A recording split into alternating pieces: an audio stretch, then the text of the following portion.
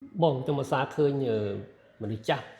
thì chính sách của má còn ở xã khoa chiến đại ta cả khoa chiến đại những anh ta còn ở đây là bon ធម្មតាជាដែកហ្នឹងគេយកវាទៅធ្វើជាគ្រាប់ឈាមក្រហមអញ្ចឹងវាជាសារធាតុដែលសំខាន់ដើម្បីធ្វើបានទៅជាគ្រាប់ឈាមក្រហមហើយឲ្យគ្រាប់ឈាមក្រហមហ្នឹងធ្វើការបានល្អអញ្ចឹងនៅពេលដែលខ្វះជាតិដែកគឺខ្វះគ្រាប់ឈាមក្រហមគឺខ្វះខ្យល់អុកស៊ីហ្សែនហើយអ្វីៗគឺខ្វះតាមនឹងទាំងអស់មួយទៀតជាតិដែកហ្នឹងគេយកវាទៅជួយបំលែងអាហារដែលយើងញ៉ាំបានមានស្ករមានខ្លាញ់មានសាច់ហ្នឹងឲ្យទៅជាធម្មពលឲ្យយើងខ្លាំងក្លានិងឲ្យយើងមានកម្ដៅក្តៅអ៊ុនៗនិងទ្រទ្រង់ជីវិតបានគ្រប់យ៉ាងអញ្ចឹងនៅពេលដែលខ្វះជាតិដែកការបំលែងអាហារទៅជាធម្មពលបានធម្មពលវាអត់គ្រប់ចាហើយការទ្រទ្រង់ជីវិតហ្នឹងក៏វាចុះខ្សោយតាមហ្នឹងមួយទៀតជាតិដែកហ្នឹងគេយកវាទៅជួយបំលែងអាហារប្រភេទសាច់ឲ្យคล้ายទៅជា neurotransmitter របស់ខួរក្បាលដើម្បីខួរក្បាលហ្នឹងស្ងប់អារម្មណ៍សប្បាយរីករាយអញ្ចឹងនៅពេលដែលខ្វះជាតិដែកគឺខ្វះ neurotransmitter ដែលធ្វើឲ្យខួរក្បាលស្ងប់អារម្មណ៍ហើយសប្បាយរីករាយនឹងអញ្ចឹងកើតទៅជាជំងឺផ្លូវចិត្តចា៎មូលហេតុអីបានជាយើងអាចខ្វះជាតិដែកបានបងជាទូទៅជាតិដែកសម្បូរនៅក្នុងបន្លែបៃតងក្នុងសាច់ក្រហមនិងគ្រឿងក្នុងសត្វដូចជាថ្លើមបេះដូងជាដើមចា៎ហើយអញ្ចឹងអ្នកខ្លះគាត់អត់បានញ៉ាំអាហារស្រស់ៗថ្មីៗនឹងគ្រប់គ្រាន់ទេដូចជាបន្លែបៃតងស្រស់គ្រឿងក្នុងនឹងឲ្យវាល្អកុំឲ្យមានជាតិពុលឬមួយក៏ជាតិសាច់នឹងកុំជៀនកុំបំពងហ្នឹងគាត់អត់សូវញ៉ាំឲ្យបានគ្រប់គាត់ហូបអាហារកំប៉ុងអាហារកញ្ចប់មីស្រស់អីអញ្ចឹងចា៎អញ្ចឹងដោយសារតែគាត់អត់សូវញ៉ាំបន្លែបៃតងមិនគាត់ខ្វះជាតិដែកចុះមូលហេតុអីបានគាត់ញ៉ាំអាហារមួយចំនួនដែលបងបាននិយាយមិញហ្នឹងសិតតែជាតិដែកហើយបែរជាគាត់នៅតែខ្វះជាតិដែកដែរបងចាមានពេលខ្លះគឺគាត់មានបញ្ហាក្រពះនិងពោះវៀនហើយជាទូទៅបើក្រពះនឹងល្អគឺវាអាចបំបែកសារធាតុបន្លែបៃតងហ្នឹងគឺបញ្ចេញយកដែកមកដើម្បីស្រូបចូលទៅក្នុងរាងកាយនៅក្នុងពោះវៀនតូចហើយឬមួយក៏បំបែកសាច់ក្រហមហ្នឹងគឺយកជាតិដែកដើម្បីឲ្យស្រូបចូលក្នុងឈាមយើងប្រើប្រាស់ចាតាមរយៈពោះវៀនតូចអញ្ចឹងមានពេលខ្លះក្រពះរបស់គាត់និងពោះវៀនរបស់គាត់មានបញ្ហាដូចជាគាត់ញ៉ាំមីកំប៉ុង hamburger pizza នំខេកអីច្រើនពេកទៅអាចធ្វើឲ្យគាត់មានការសឹករិចរិលឬមួយក៏មានការរលាកឬមួយក៏មានការដែលគាត់ឈឺក្រពះដោយសារមូលហេតុផ្សេងទៀតដែលធ្វើឲ្យក្រពះនិងពោះវៀនរបស់គាត់ចុះខ្សោយមិនអាចបំបែកយកជាតិដែកហើយស្រូបចូលទៅក្នុងឈាមយកទៅប្រើប្រាស់បានចា៎ហើយមានអ្នកខ្លះទៀតគាត់រលាកក្រពះពោះវៀនរហូតដល់ថ្នាក់គាត់លួចហូរឈាមស្ងាត់ហើយជួនកាលខ្លះទៀតស្ត្រីគាត់មានបញ្ហារដូវអញ្ចឹងគាត់មានរដូវច្រើនជ្រុលអញ្ចឹងក៏អាចខ្វះជាតិដែកដែរចា៎អញ្ចឹងចង់ឲ្យមានជាតិដែកគ្រប់គ្រាន់ត្រូវមើលកាពះពោះវៀនដែរមែនទេបងចាត្រូវហើយអញ្ចឹងចង់ឲ្យមានជាតិដែកគ្រប់គ្រាន់មិនមែនគ្រាន់តែយើងញ៉ាំអាហារដែលសម្បូរដែកហើយយើងបានជាតិដែកគ្រប់គ្រាន់យកទៅប្រើប្រាស់នៅក្នុងឈាមយើងទេអញ្ចឹងត្រូវមើលជំងឺក្រពះពោះវៀនដែលធ្វើម៉េចឲ្យវាមានសមត្ថភាពបំបែកហើយស្រូបយកទៅប្រើប្រាស់ឲ្យបានគ្រប់គ្រាន់ចា៎ចុះគេធ្វើមិនទៅដើម្បីអាចដឹងថាយើងអាចលើសឬក៏ខ្វះជាតិដែកជាទូទៅយើងពិនិត្យឈាមគឺពិនិត្យគ្រាប់ឈាមក្រហមជាមួយនឹងជាតិដែកនៅក្នុងឈាមហើយជាតិដែកក្នុងឈាមហ្នឹងមានអាជាតិដែកសេរីនៅក្នុងឈាមដែលយកទៅប្រើប្រាស់ហើយនឹងអាជាតិដែកនៅក្នុងស្តុកគឺជាតិដែកនៅក្នុងស្តុកហ្នឹងវាស្តុកនៅឯណាវាស្តុកក្នុងថ្លើមវាស្តុកក្នុងសាច់ដុំសាច់ក្រហមយើងហ្នឹងដូចតែសាច់ក្រហមគោឬក៏ជ្រូកដែរហ្នឹងចាអញ្ចឹងនៅក្នុងគ្រឿងក្នុងនៅក្នុងសាច់ក្រហមវាស្តុកដែកច្រើនហើយក៏មាននៅក្នុងខួរឆ្អឹងដែរអាក្បាលឆ្អឹងយើងហ្នឹងគឺសម្បូរទៅដោយជាតិដែកព្រោះវាជារោងចក្រផលិតគ្រាប់ឈាមក្រហមវាក៏មានគ្រប់កន្លែងដូចជានៅក្នុងសួតនៅក្នុងខួរក្បាលអីគឺវាមានគ្រប់កន្លែងដោយសារគេត្រូវការជាតិដែកហ្នឹងដើម្បីចាំទេថាយកវាទៅធ្វើជាធម្មពលអញ្ចឹងបានអាហារមកបើអត់មានជាតិដែកធ្វើធម្មពលអាចនឹងមិនបានគ្រប់បានតែជាងហើយយកទៅផលិតជា neurotransmitter ជួយខួរក្បាលហ្នឹងក៏បានតែជាងធម្មតាដែរឬមួយក៏មានបញ្ហាជំងឺផ្លូវចិត្តដោយសារវាទៀតក៏មានដែរចា៎ចុះនៅពេលដែលយើងលើសជាតិដែកវាអាចប៉ះពាល់អីដែរបងអូខេអញ្ចឹងពេលដែលយើងមើលក្នុងឈាមផងយើងមើលនៅក្នុងដែកដែលស្តុកក្នុងសរីរាង្គគឺគេហៅ ferritin អញ្ចឹងនៅពេលដែលវាលើសយើងដឹងស្រាប់អីជាតិដែកកាលណាវាស្តុកនៅក្នុងគ្រឿងក្នុងដូចថាវាស្តុកក្នុងថ្លើមច្រើនពេកស្តុកក្នុងសួតស្តុកក្នុងខួរក្បាលសិតតែមានបញ្ហាទាំងអស់អញ្ចឹងវាធ្វើឲ្យមានការរលាកថ្លើមការក្រិនថ្លើម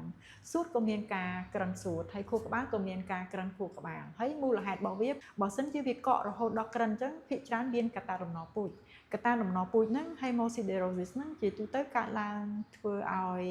រាងកាយយើងហ្នឹងឲ្យតែមានជាតិដែកគឺចាត់ទុកក្នុងស្តុកហ្មងឃើញដែកនៅក្នុងឈាមស្តុកក្នុងថ្លើមឃើញដែកក្នុងឈាម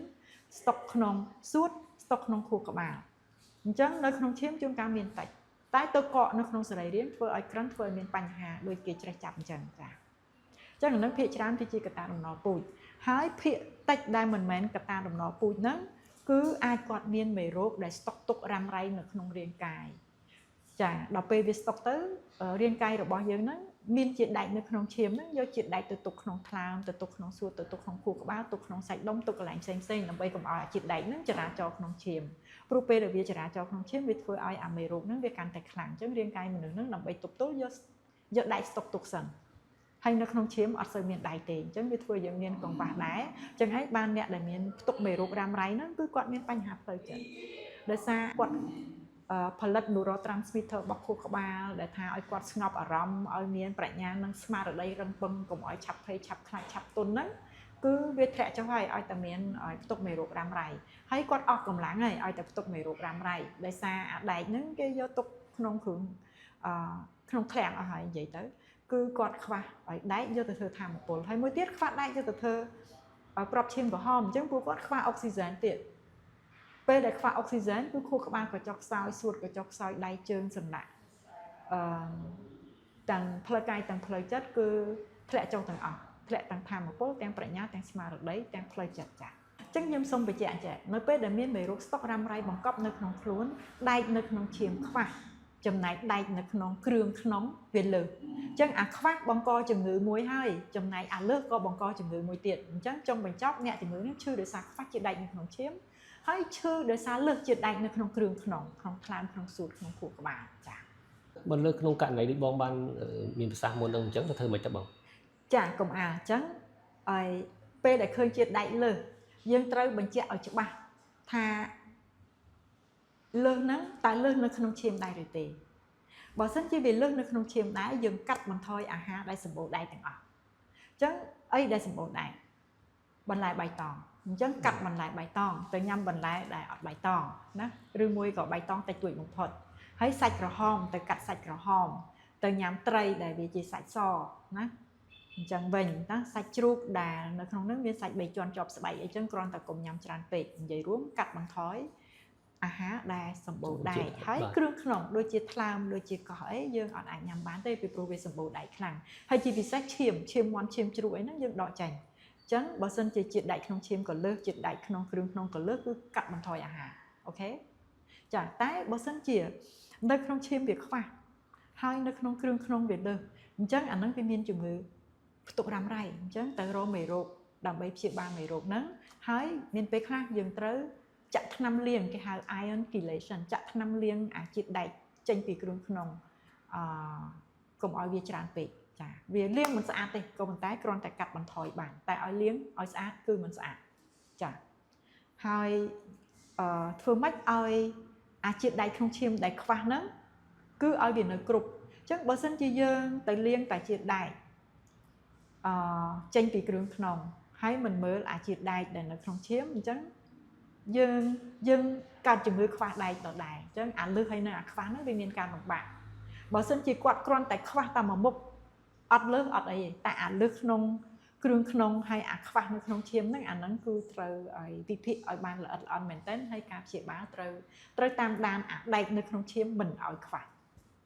យល់ទេបាទចាហើយអញ្ចឹងចំណុចសំខាន់មួយទៀតគឺនៅពេលដែលយើង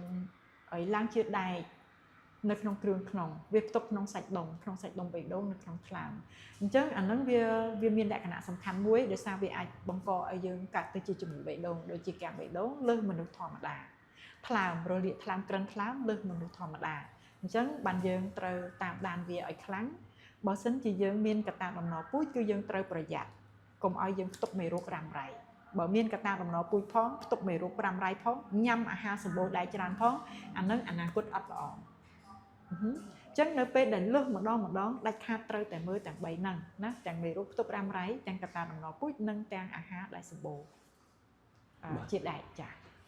បងចុះបានឮបងនិយាយពីខាងដើមថាការផ្ទុកមេរោគនៅក្នុងខ្លួនរ៉ាំរ៉ៃហ្នឹងអាចបណ្ដាលឲ្យ ពាក់ព័ន្ធជាមួយនឹងការលើកខ្វះជាតិដែកដែរ ចា៎ តើមូលហេតុវាយ៉ាងម៉េចបង មានមេរោគខ្លះឧបមាថាវាផ្ទុកនៅក្នុងក្រពះពោះវៀនអញ្ចឹងវាធ្វើឲ្យសឹករីរិលក្រពះពោះវៀនអញ្ចឹងវាធ្វើឲ្យមានការធ្លាក់ចុះនៅជាតិដែកពីព្រោះក្រពះពោះវៀនយើងហ្នឹងវារលាកទៅវាចុះខ្សោយវាអត់អាចបំបែកអាហារយកជាតិដែកហើយស្រូបចូលក្នុងឈាមតាមរយៈពោះវៀនតូចទេអញ្ចឹងមេរោគមួយក្រុមហ្នឹងគឺវាធ្វើឲ្យយើងខ្វះជាតិដែកតែម្ដងឲ្យតែយើងកើតទុំយូរពេកចំណែកមេរោគមួយក្រុមទៀតហ្នឹងឲ្យតែមានដែលផ្ទុករ៉ាំរ៉ៃកម្រិតខ្លាំងធ្ងន់ធ្ងររយៈពេលវែងហ្នឹងគឺវាធ្វើឲ្យយើងយកអាជាតិដែកហ្នឹងចេញពីក្នុងឈាមយកទៅទុកនៅក្នុងគ្រឿងក្នុងអញ្ចឹងគ្រឿងក្នុងលើជាតិដែកចំណែកនៅក្នុងឈាមខ្វះជាតិដែកអញ្ចឹងអាហ្នឹងមេរោគប្រភេទរ៉ាំរ៉ៃមានពេលខ្លះកើតឡើងដោយសារមានព្រូនសត្វល្អិតតេញ៉ាជួនកាលបាក់តេរីរ៉ាំរ៉ៃខ្លះហើយជាពិសេសបាក់តេរីដែលគេហៅ atypical គឺជាបាក់តេរីដែលខុសពីបាក់តេរីសាមញ្ញដែលវាមិនសាមញ្ញណាដូចជាផ្ទុកនៅក្នុងសួតរ៉ាំរ៉ៃផ្ទុកនៅក្នុងក្រពះពោះវៀនរ៉ាំរ៉ៃប្រភេទដូចជា mycoplasma ប្រភេទLegionella ជួនកាលល្បែងអីហ្នឹងក៏ដោយហើយជួនកាលទៀតសាមញ្ញដូចជា Chlamydia pneumonia Klebsiella Streptococcus អីហ្នឹងក៏សិតតែអាចធ្វើឲ្យយើងមានបញ្ហាអីធ្លាក់ជាតិដែកក្នុងឈាមខ្វះដែកហើយក្នុងគ្រឿងក្នុងលើសហើយមានផលប៉ះពាល់អញ្ចឹងធ្វើឲ្យអ្នកជំងឺហ្នឹងនៅក្នុងឈាមមានរោគសញ្ញាខ្វះដែកចំណែកនៅក្នុងគ្រឿងក្នុងមានរោគសញ្ញាលើសដែកអញ្ចឹងអាហ្នឹងវារៀងលំបាកជាងដែលយើងខ្វះដែកតែមួយណាអាខ្វះផងលើសផងហើយពិបាករករកមេរោគនឹងផងហ្នឹងវារៀងពិបាកជាងគេប៉ុន្តែឲ្យតែយើងតស៊ូហើយយើងផ្ដល់ពេលវេលាគ្រប់គ្រាន់នៅក្នុងការរករកហើយមានការយល់ដឹងគឺយើងនៅតែរកឃើញដោះស្រាយបញ្ហាបានចា៎ការលើសជាតិដែកខ្វះជាតិដែកនេះវាអាចលើសវាអាចខ្វះនៅក្នុងឈាមប៉ុន្តែវាទៅមានច្រើននៅក្នុងគ្រឿងក្នុងហើយកន្លងមកអ្នកខ្លះគាត់រកឃើញថាគាត់ខ្វះជាតិដែកគាត់ខំញ៉ាំតែថ្នាំជាតិដែកប៉ុនបន្ថែមប៉ុន្តែគាត់ដែលបានឆែកគ្រឿងក្នុងគាត់ផងតែហ្នឹងវាអាចធ្វើឲ្យគាត់ខូចនៅថ្ងៃក្រោយនឹងហើយសំណួរហ្នឹងសំខាន់នៅពេលដែលយើងគ្រាន់តែរកទៅឃើញថាមានគ្រាប់ឈាមក្រហមតូចហើយយើងទៅដាក់ដែក